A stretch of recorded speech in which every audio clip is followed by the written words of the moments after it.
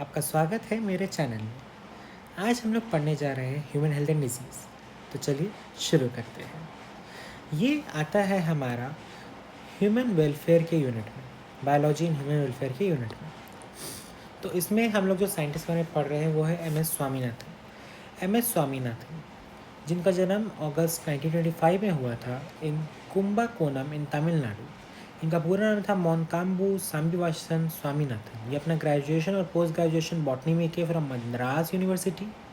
He has worked in different capacities in large number of institutions in India and also abroad. वो अपने expertise बनाए थे genetics में और प्लांट ब्रीडिंग में। The school of cytogenetics and radiation research जो कि एस्टैब्लिश हुआ था at Indian agriculture research institute, ये स्वामीनाथन को एनेबल किया एक टीम के साथ। हाँ, उसके स्वामीनाथन ने इस टीम को एनेबल किया कि वो एक short duration high yielding variety of rice बनाए। तो ऐसा राइस जो कि शॉर्ट ड्यूरेशन में बहुत ज़्यादा हाई यील्ड दे, इस तरह का राइस बनाए जिसमें सेंटेड बासमती भी इंक्लूडेड था। वो जाने जाते हैं डेवलपमेंट के लिए for concept of crop cafeteria, crop scheduling, genetically improving the yield and quality. Swaminathan Norman Borlaug के साथ कल्मिनेट किए ग्रीन रिवॉल्यूशन। एक बहुत बड़ा हाथ था ग्रीन रिवॉल्यूशन में। इंडिया में ग्रीन रिवॉल्यूशन लाने वाला इंसान था M S. Swaminathan. Okay, he has also introduced he has also done the introduction of Mexican varieties of wheat in India, and this was highly recognized and appreciated. He is initiator of Lab to Land, food security, and several other environmental programs. He has been honored by Padma Bhushan. अब यहाँ पे एक word है जो है lab to land. समझते हैं ज़रा इसका मतलब क्या है। लैब टू लैंड, इसका मतलब है कोई चीज़ हम लैब में बनाए और उसे लैंड में ट्रांसफ़र कर दे, तो ये होता है हमारा lab to land. For example in biotechnology what we do कि हम लोग कोई भी चीज़ लैब में कंस्ट्रक्ट करते हैं और उससे एज मार्केट प्रोडक्ट हम लोग बेच देंगे, तो ये हमारा हो गया लैब टू लैंड। ओके, आज हम लोग जो चैप्टर बात कर रहे हैं ये यूनिट में वो है ह्यूमन हेल्थ एंड डिजीजेस। पहले समझते हैं हेल्थ क्या। हेल्थ बस आपका एक छोटी मोटी बात है या हेल्थ कुछ और है, ये समझते हैं पहले। हेल्थ लॉन्ग टाइम के लिए कंसिडर होता था state of body, okay, and mind where there is a balance of certain humours. अब यहाँ पे एक वर्ड दिया हुआ है ह्यूमर। ये हाइपोथेसिस हमें ग्रीक्स देते हैं। ये जो ह्यूमर वाला हाइपोथेसिस है ये हाइपोथेसिस हमें ग्रीक से मिलता है। ओके, जो अर्ली ग्रीक्स थे जैसे कि for example Hippocrates, the father of medicine,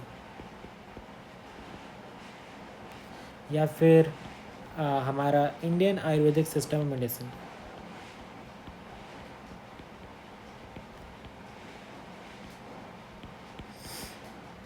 ये क्या मान रहे थे कि मान रहे थे कि health is a balance of certain humour, a balance of certain humour, ये बात बोल रहे थे। यहाँ पे लिखा हुआ आप अगर पढ़ेंगे तो early Greeks like Hippocrates as a Indian Ayurvedic system asserted.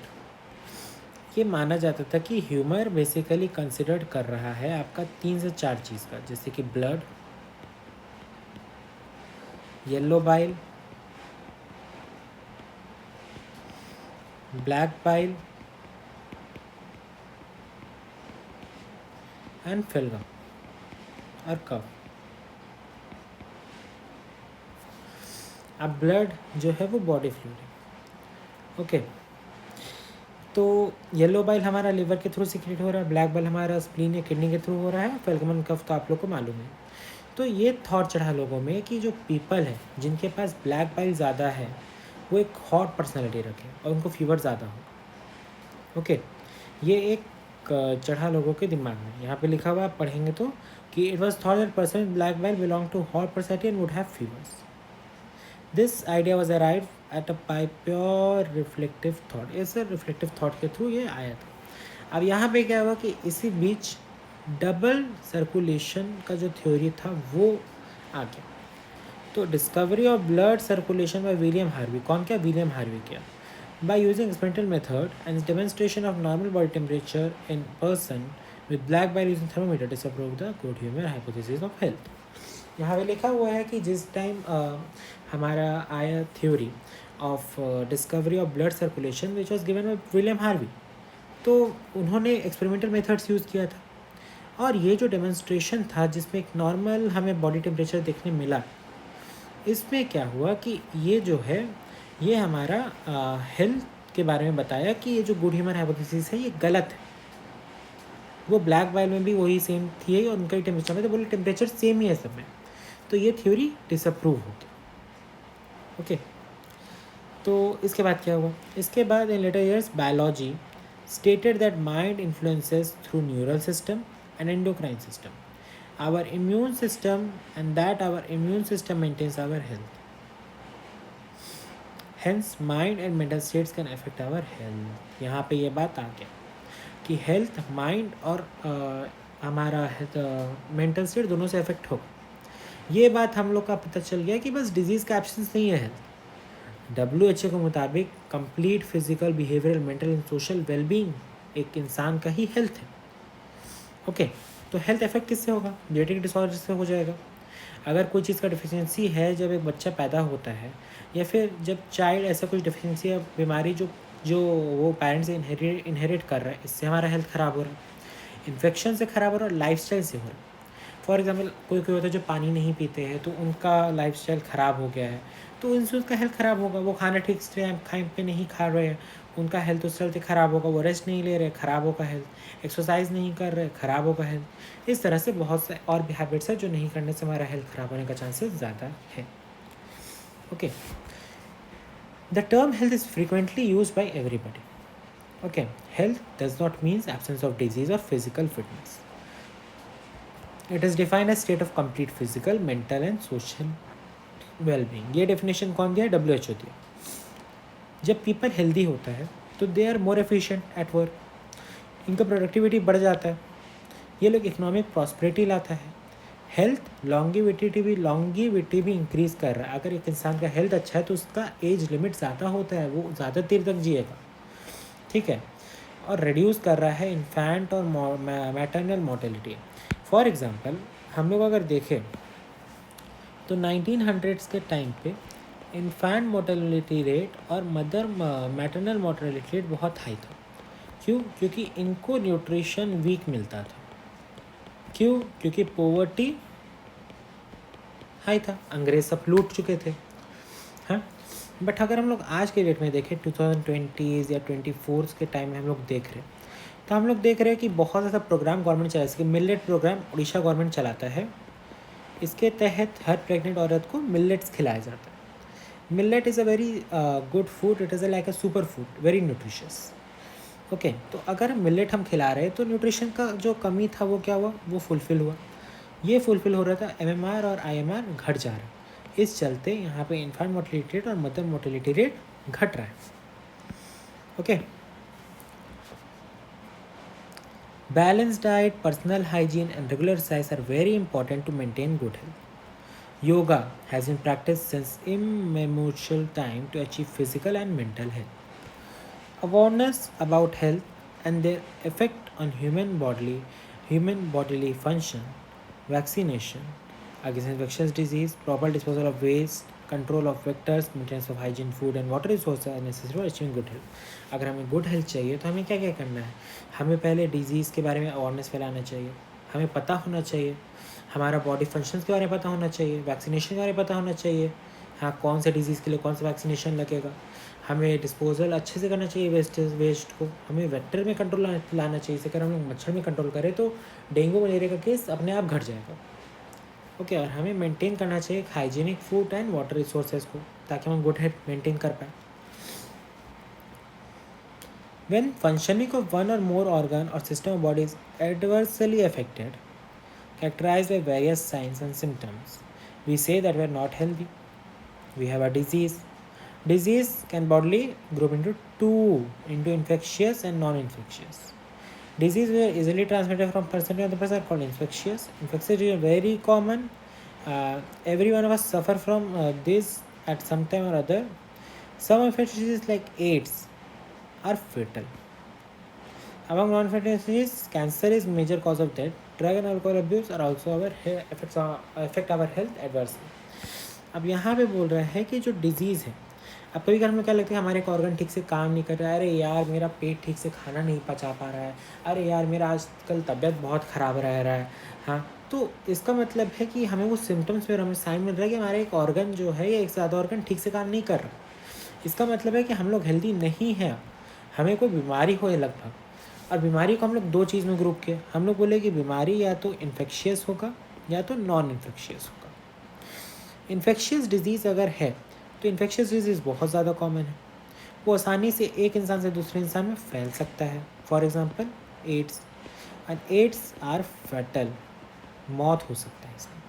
Non infectious जो है ये उतना कॉमन नहीं है, बट मोस्टली हमें कॉमन ही देखने मिल रहा है आजकल के डेट में। हाँ, इसके एग्जाम्पल में देगा कैंसर। कैंसर भी डेथ कॉज करता है। ड्रग या अल्कोहल अब्यूज़ ये सब भी हमारा हेल्थ ख़राब कर रहा है। अगर कोई ज़्यादा अल्कोहल पीता है तो उसका लिवर डैमेज हो गई। ओके, तो इस तरह से हमारा ये भी हेल्थ ख़राब कर रहा है। अगला हम लोग जो टॉपिक करने वाले हैं, ये चैप्टर हम लोग जिस तरह से चलेंगे, let me inform you about it. हम लोग पहले तो डिजीज़ के ऊपर जानेंगे, फिर हम लोग कॉमन डिजीज़ जो है वो वाला पढ़ रहे हैं, वो पार्ट हम लोग कवर करेंगे, followed by your immunity. Immunity के बाद हम लोग कवर कर रहे होंगे हमारा एड्स, देन कैंसर, और एड्स एंड कैंसर करने के बाद हम लोग फाइनली ड्रग्स में उतरेंगे। So now we are going to start with common disease in humans. पहले समझते हैं डिजीज़ होता कितना तरह का। देखिए, डिजीज़ जो है या तो हमारा पैदाइश से हो सकता है, जब हम पैदा हुए, इसको हम बोलते हैं कॉन्जेनाइटल डिजीज़, या फिर ऐसा हो जो हमने एक्वायर्ड किया अपने लाइफ टाइम में। अब अगर कुछ ऐसा है जो हमें पैदाइशी है तो फॉर एग्जाम्पल इसमें आ जाएगा down syndrome and sickle cell anaemia. Acquired में आ जाएगा जो हमने लाइफ टाइम में गेन किया। अब इसमें भी दो तरह का, पहला आ जाएगा इन्फेक्शियस, दूसरा आएगा नॉन इन्फेक्शियस। इन्फेक्शियस या फिर कम्युनिकेबल, नॉन इन्फेक्शियस या नॉन कम्युनिकेबल। अब नॉन कम्युनिकेबल में आ जाएगा आपका कैंसर और एलर्जी। यहाँ पे बहुत तरह का आएगा। इन्फेक्शियस में आपका आ जाएगा bacterial disease, viral disease, fungal disease, हेल्थमिन डिजीज़, प्रोटोजोन डिजीज़। ये सब फैलता किससे है? वेक्टर से फैलेगा। वेक्टर कौन है? पैथोजन का कैरियर है। पैथोजन क्या है? वो है जिससे डिजीज़ कॉज होगा। और ये डिजीज़ किस में कॉज हो रहा है? एक होस्ट में कॉज हो रहा है। होस्ट जो कौन होगा? प्रोबेबली ह्यूमन होगा। ओके, तो अब हम लोग करते हैं यहाँ से start. A wide range of organisms belonging to bacteria, virus, fungi, protozoan, helminth, etc. could cause disease in man. किस तरह का डिजीज? इन्फेक्शियस डिजीज कॉज करेगा, acquired infectious. Such disease causing organisms are known as pathogens. जो disease cause कर रहा है उसका हम लोग क्या नाम किया? पैथोजन। और जो कैरी कर रहा है वो कौन है? क्या वेक्टर हो गया। Most parasites are therefore pathogens. इससे ज़्यादातर पैरासाइट्स क्या है? पैथोजन है। मोस्ट ऑफ द पैरासाइट क्या है? पैथोजन है। क्योंकि वो लोग क्या कर रहे हैं? वो लोग हार्म कर रहा है होस्ट को। क्यों? क्योंकि उसमें वो लोग रह रहे हैं।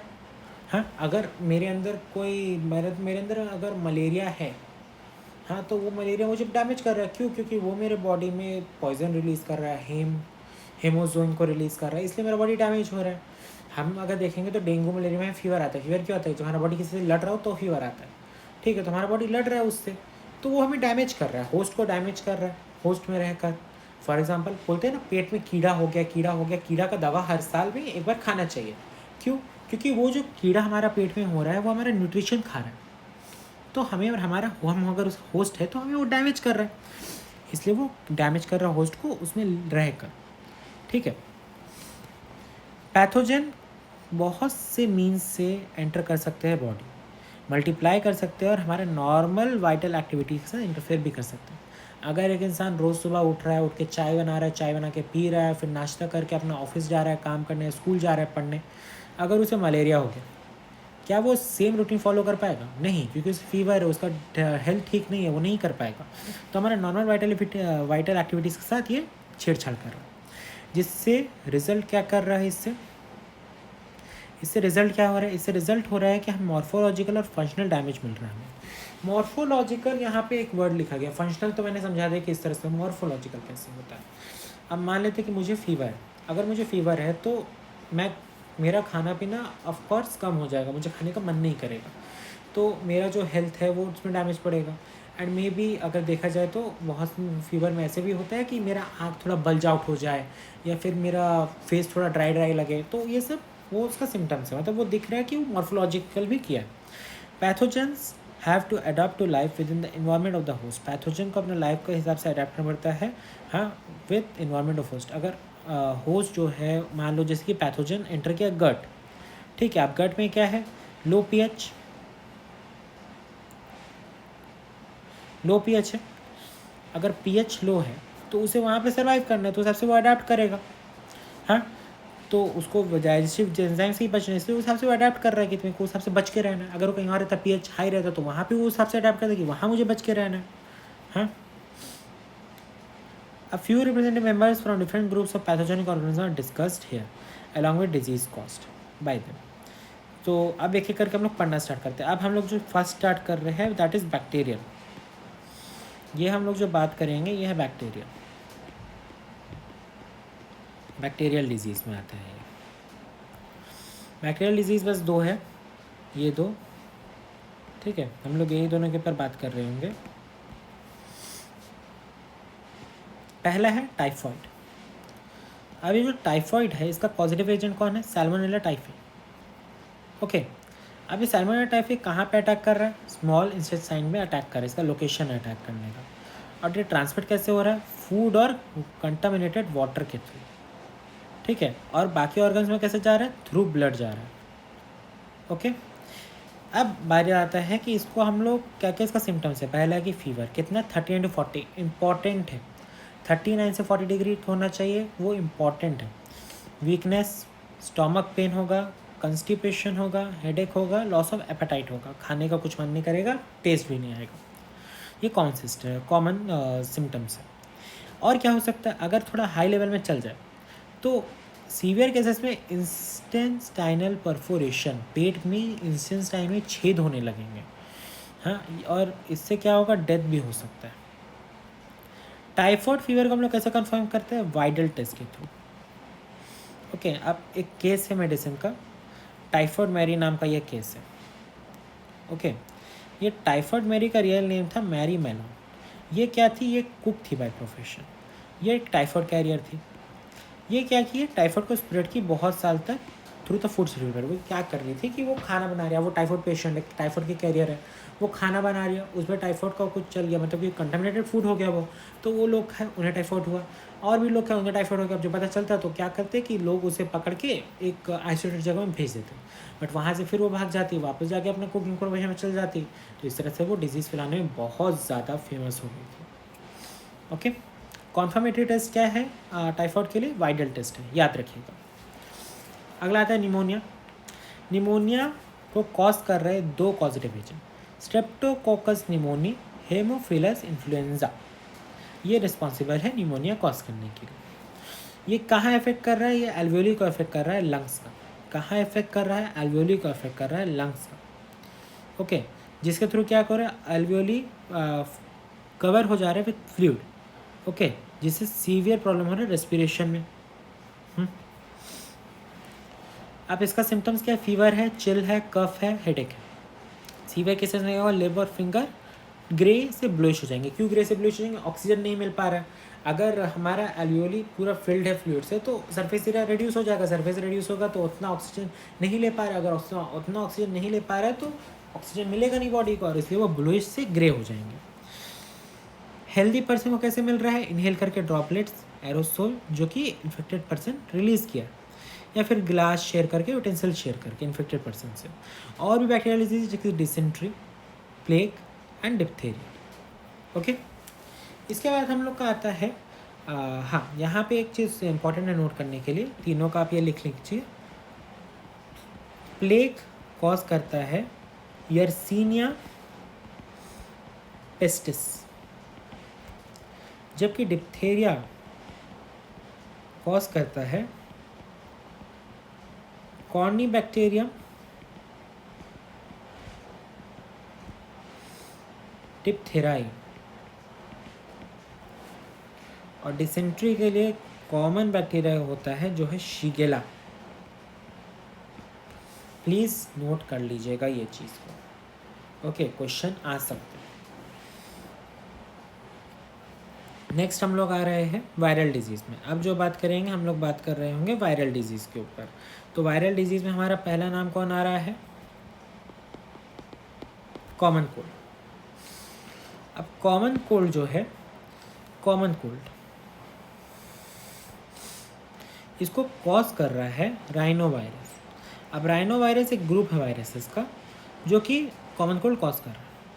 ये क्या इन्फेक्ट कर रहा है? नोज और रेस्पिरेटरी पैसेज को। आप डिफरेंशिएट करने बोल जैसे आ जाए कि name a disease which infect the nose and respiratory passage, तो हो जाएगा common cold. And which infect the alveoli, तो आ जाएगा निमोनिया आंसर। बट ये लंग्स को इफेक्ट नहीं करता। कॉमन कोल्ड को nasal congestion, discharge, sore throat, hoarseness, cough, headache, tightness से हम लोग सिग्निफाई कर रहे हैं। ये लगभग 3 से 7 दिन रहेगा। ड्रॉपलेट्स जो कि कफ या स्नीज से आ रहे हैं पर्सन से, वो या इनहेल करके भी या ट्रांसमिट करके कन्वेंट ऑब्जेक्ट्स के थ्रू, लाइक बहुत से एग्जाम्पल्स दिया हुआ है, इन्फेक्शन हो सकता है एक हेल्दी पर्सन में। ओके, सो इसके बाद हमारा जो है वो एनसीईआरटी में नहीं दिया हुआ है, but still I am teaching that because I think that it is important. Okay, हम लोग मलेरिया को लास्ट में कवर कर रहे होंगे। Let me clear that. Malaria हम लोग पूरा लास्ट में कवर करेंगे, बट मलेरिया से पहले हम एक चीज़ कवर करने वाले हैं जो एनसीईआरटी में नहीं है, which is dengue. Now dengue chikungunya हम लोग दोनों कवर करेंगे। Dengue is caused by dengue virus. Dengue virus यानी कि एक आरएनए वायरस है। कौन सा आरएनए वायरस है? अर्बो वायरस है। ये अर्बो वायरस क्या होता है? आर्थ्रोपोड बोन वायरस है। आर्थ्रोपोड के थ्रू जो वायरस बना वो वायरस है ये। अच्छा, ये कैसे ट्रांसमिट हो रहा है? इसका वेक्टर क्या है? इसका वेक्टर है फीमेल एडिस मॉस्किटो। कौन है? Female Aedes mosquito. ये बाइट करेंगे इन्फेक्टेड पर्सन को, अपने अंदर रखेंगे को उसको, और फिर जाके एक हेल्दी पर्सन को बाइट कर देंगे। मतलब क्या? ये एक इन्फेक्टेड पर्सन है, ये आई मक्खी, ये इसको बाइट की। बाइट करने के बाद क्या हुआ कि ये मक्खी गई जाके एक हेल्दी पर्सन को बाइट कर देती है। और अब यहाँ पे लिखा था डेंगू था, अब यहाँ पे भी डेंगू आ गया। ठीक है, इसका सिम्टम्स क्या क्या है? इसका सिम्टम्स है headache, high fever, joint pain, body pain, nausea, vomiting, pain around eyeball. आप कोई 5 भी याद करें काफ़ी है, बट स्टिल आप याद कर लीजिए। सोलन लिम्फ नोड्स,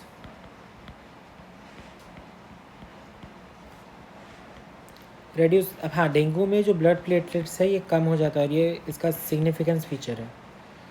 रैशेस, ये क्लासिकल डेंगू फीवर है, मतलब नॉर्मली ऐसे होता है, बट कभी कभी अगर हाई लेवल का है तो हाई लेवल में क्या होगा कि आपका जो ब्लड वेसल है वो क्या होगा? रप्चर्ड हो जाएगा, और इसके रप्चरिंग के थ्रू क्या हो जाएगा? आपका इंटरनल ब्लीडिंग होगा, जिसके थ्रू आपका डेथ हो जाएगा।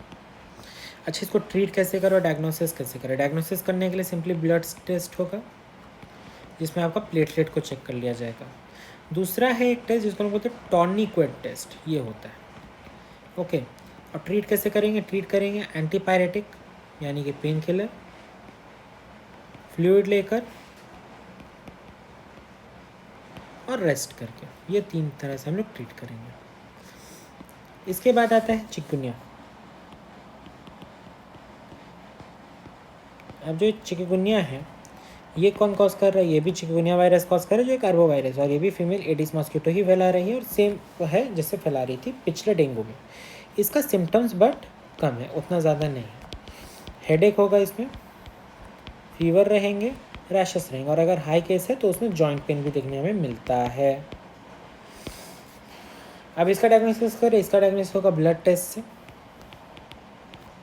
RT-PCR से, reverse transcriptase polymerase chain reaction, antibody antigen,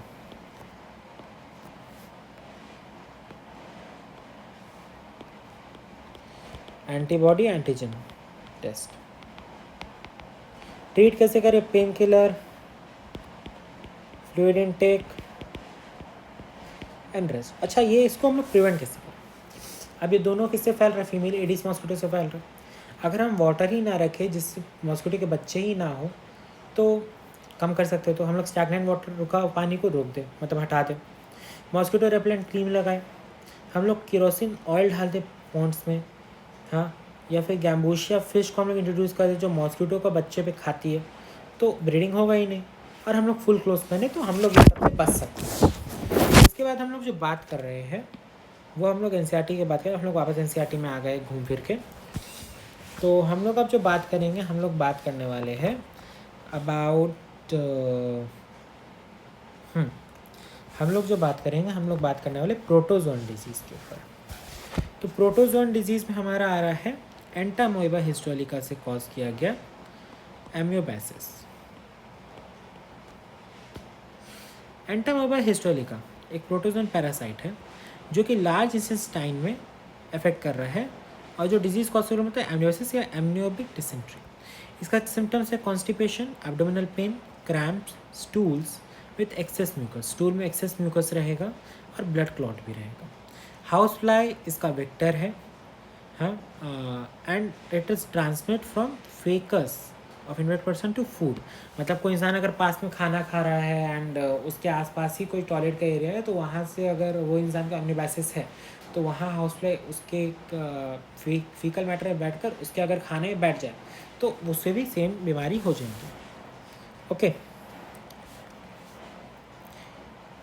and food product there by contaminating them, drinking water and food contaminated by fecal matter and main source of infection. पता चला। Next we have helminth disease. अब यहाँ हम लोग जो बात कर रहे हैं, ये बात करेंगे हेलमिन डिजीज़ का।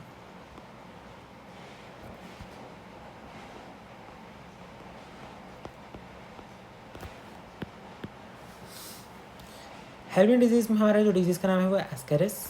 Ascaris common round worm and Wuchereria, ये दूसरा है filarial worm, are some of the helminths which are known to pathogenic to man. Ascaris एक इंसेक्ट पैरासाइट है जो एस्केरिसिस कॉज कर रहा है। एस्केरिसिस यानी कि आपका एस्किल हेलमिन, ठीक है।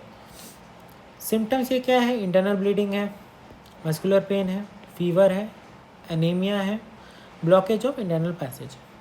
अब जो एक्स है पैरासाइट का, ये फेकल मैटर के साथ एक्सक्रीट होगा, जिससे सॉइल, वाटर, प्लांट ये सब कॉन्टामिनेट होगा, और इसके थ्रू एक हेल्दी पर्सन ये डिजीज़ को पालेगा, एस्केरिस को। ओके, आते हैं वुचेरियासिस में। तो वुचेरियासिस को कॉज कर रहा है वुचेरिया बैंक्रॉफ्टी, वुचेरिया मलाई, ये दो। ओके, अब बेसिकली ये एस्किल हेलमिन के अंदर ही आ रहा है, फिर फिलेरियल वर्म्स का है, ठीक है। सो वुचेरिया ये एक स्लो डेवलपिंग क्रोनिक इन्फ्लेमेशन है, slow developing chronic, life time रहेगा ये inflammation of organs in which they live for many. जो ऑर्गन मिलेंगे वहाँ लाइफ टाइम ये दिखने मिलेगा। ये बेसिकली एक डिजीज़ कॉज मिलता है एल्वीफेंटियासिस या फिलेरियासिस। इसमें जेनाइटल ऑर्गन्स है जो अफेक्ट होते हैं, जिससे ग्रॉस डिफॉर्मिटीज़ होता है। पैथोजन जो ट्रांसमिट हो रहा है एक हेल्दी पर्सन में, हाँ, through the bite of human mosquito vector के थ्रू ये हो रहा है। अर्थात यहाँ पे समझते हैं कि ये एक नॉर्मल इंसान का पैर है, अगर इस पैर में हमें एलिफेंटियासिस देखने मिल रहा है, तो ये जेनाइटल्स को अफेक्ट कर रहा है, जैसे स्कॉटम। ओके, ये स्कॉटम है। ओके, तो ये लिम्फेटिक वेसल को जाके अफेक्ट कर रहे हैं। यहाँ पे लिम्फ सिस्टम है, तो यहाँ अफेक्ट किया, तो वो जाके ये सारे एरिया को अफेक्ट कर रहा है। कैसे हुआ? ये भी फीमेल क्यूलेक्स मॉस्किटो को, फीमेल क्यूलेक्स मॉस्किटो कॉज की, एडिस नहीं, फीमेल क्यूलेक्स मॉस्किटो, याद रखिएगा, क्यूलेक्स मॉस्किटो। कौन सा डिजीज़? ये डिजीज़। ओके, अब इसमें लोअर पार्ट अफेक्ट हुआ, ये लोअर पार्ट था, ये लोअर पार्ट अफेक्ट हुआ, प्रोबेबली स्कॉटम लेडियस लेग सब एरिया, और यहाँ पे क्या हुआ, लिम्फेटिक वेसल एक इन्फ्लेमेशन दे दी, ठीक है, स्वेलिंग हो गया और ड्राई और रिंकल जैसा हो गया, इसलिए हम लोग बोलते हैं एलिफेंट जैसा हो गया, इसलिए हम लोग बोलते हैं एलिफेंटियासिस। Got it. अगला हम लोग बात कर रहे हैं फंगल डिजीज़ का। ये जो बात हम लोग यहाँ करेंगे, ये बात करेंगे हम लोग फंगल डिजीज़ का।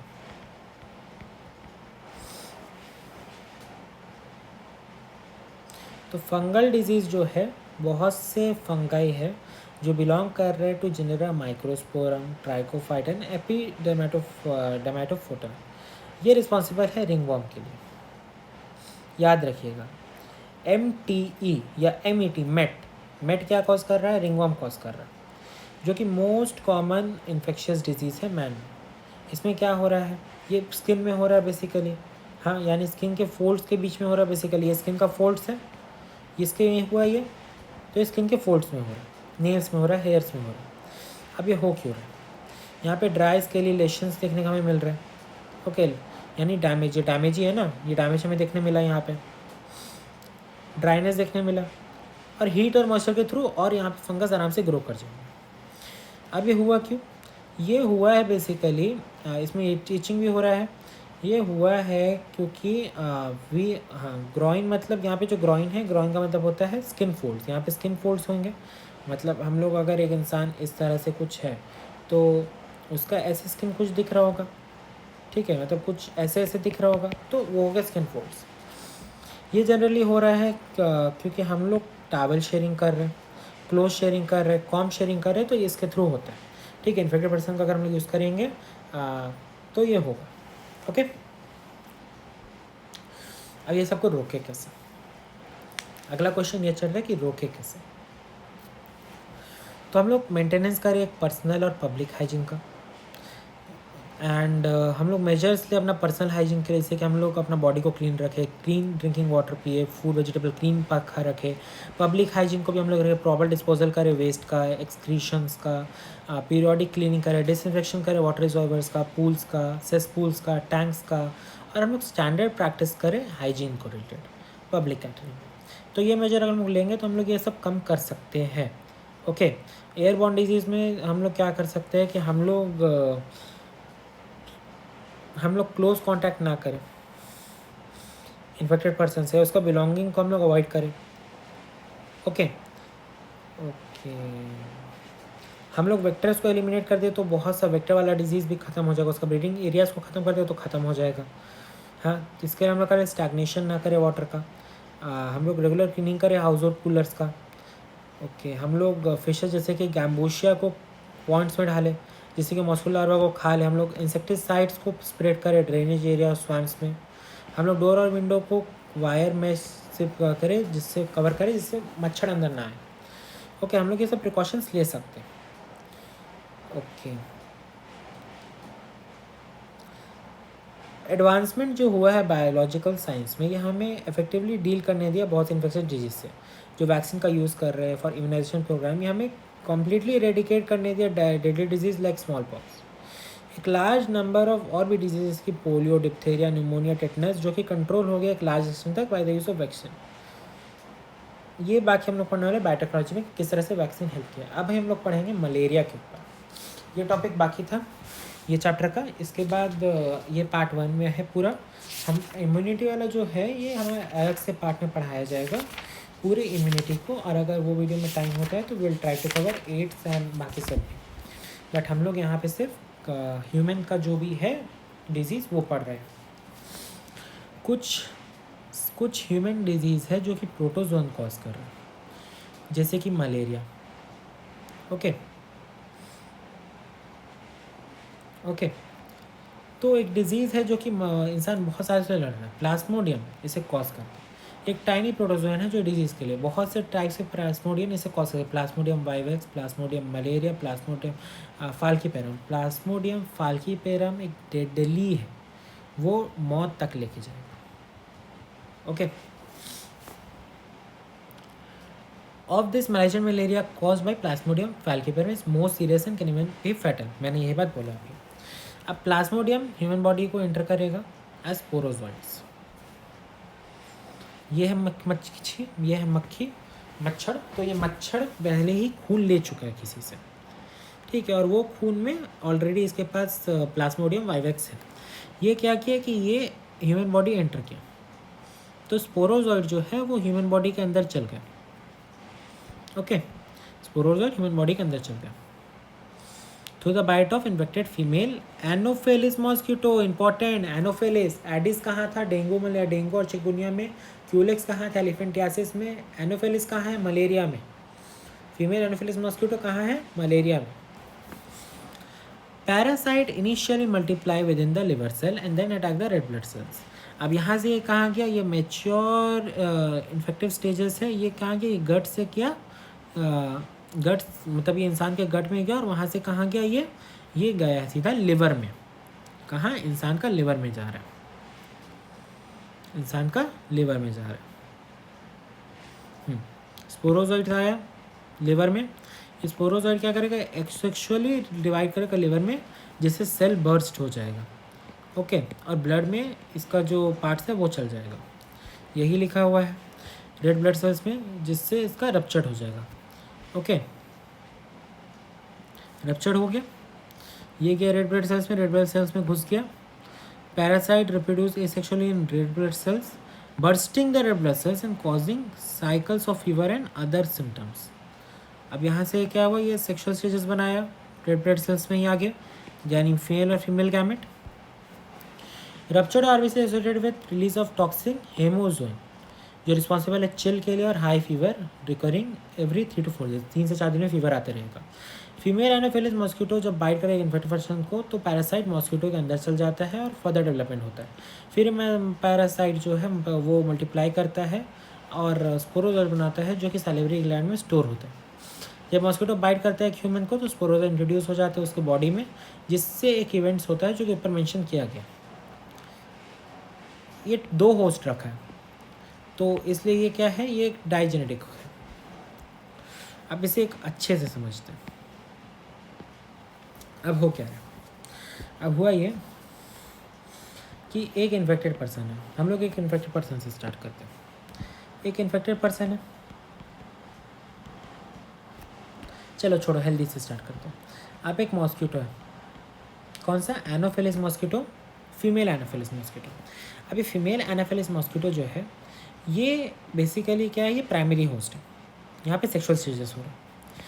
अब ये क्या है कि इसका सैलिवरी ग्लैंड में स्पोरोजोइड स्टोर थे। ये आए एक इंसान को, एक हेल्दी ह्यूमन को बाइट करती है, तो स्पोरोजोइड इसका किसके ब्लड में रिलीज होगा? अब इस स्पोरोजोइड क्या किया कि ये पहुँचे लिवर में, ए सेक्शुअली डिवाइड किया, नंबर बढ़ाते गए और हेपाटोसाइट को बस्ट कर दिया, बर्स्ट। कुछ वापस हेपाटोसाइट में गए, सेम प्रोसेस को रिपीट किया, और अब जो बस्ट करके ये लोग कहाँ गए? ये लोग गए ब्लड में। ब्लड में घुसे आरबीसी में। अब आरबीसी में फिर वापस वही एसेक्सुअल डिवीजन किया, प्रोजीनी बढ़ाए, हेमोग्लोबिन को खाए, ग्लोबिन पार्ट को खा के हेम पार्ट को छोड़ दिया, जिससे ये जब वहाँ बर्स्ट होता है तो ये हेम पार्ट निकलता है हेमोजोइन, जो टॉक्सिक है, जिससे फीवर हुआ। ओके, अब इसके बाद वापस ये क्या किया कि ये बर्स्ट करने के बाद वापस घुस गया आरबीसी में, और mega gametocyte and micro gametocyte, मतलब मेल एंड फीमेल गैमेट बना दिया। अब वापस ये मॉस्किटो आए, या अभी इन्फेक्टेड पर्सन को बाइट की, अब ये दोनों इसके पास चल गए, सेक्सुअल रिप्रोडक्शन हुआ, एक मॉस्किटो बन गया जिसका प्लाज्मोडियम वाइवेक्स अब तैयार हो गया। कहाँ पे हुआ? ये मिडगट में हुआ। किसका मिडगट में? मॉस्किटो का मिडगट में। ओके, और वापस ये होके स्पोरोजोइड बना, जो कि सैलिवरी ग्लैंड में स्टोर हो गया। तो this was all about your malaria. I hope आपको ये लेक्चर समझ आया होगा। In our next lecture we are going to do immunity. Immunity को हम लोग अच्छे से समझेंगे कि इम्यूनिटी होता क्या है और इम्यूनिटी किस तरह से है और क्या है। अगर आपको वीडियो पसंद आया तो वीडियो को लाइक करें और चैनल को सब्सक्राइब करें, और हमारे साथ जुड़े रहें और भी इस तरह के वीडियो के लिए। धन्यवाद।